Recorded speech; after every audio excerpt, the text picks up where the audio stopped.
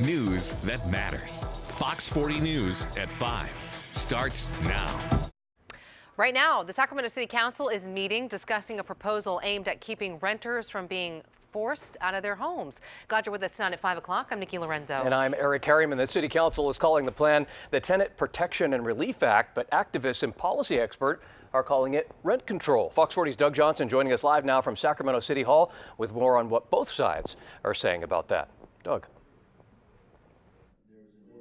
Eric and Nikki, the City Council is still discussing this issue right now as we speak. They still have not voted on this, but opponents say that this goes too far. Some supporters say it doesn't go far enough.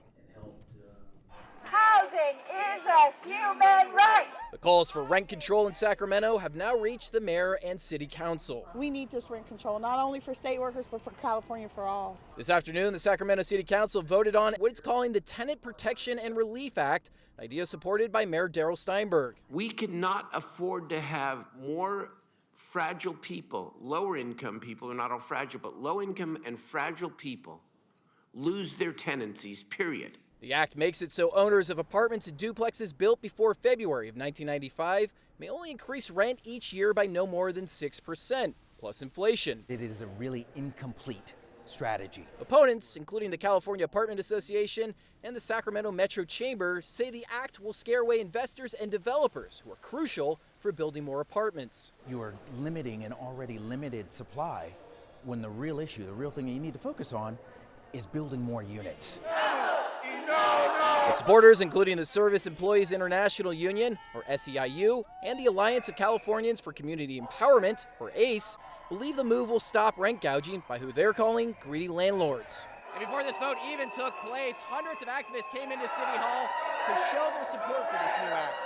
The demonstrations were all part of a march by SEIU from the state capitol. We have too many state workers that live multiple families in one home just to survive. SEIU organizer Michelle Burgess works for the DMV and says the city's act will greatly improve the life of renters. It'll stop people from sleeping in their cars. It'll stop kids from not being able to go to school because they don't have anywhere to live. It'll stop depression. It'll stop a lot of things, but it has to stop with the rent gouging where people cannot afford to live in their homes and they're pushed out in the streets. It's a state initiative. Yeah, back out here live, there was over 2 hours of testimony before and against, and a lot of people say that those that support this act say it just doesn't go far enough because, again, it'll only last for about 5 years. Reporting live from City Hall tonight, Doug Johnson, Fox 40 News. Doug, thank you.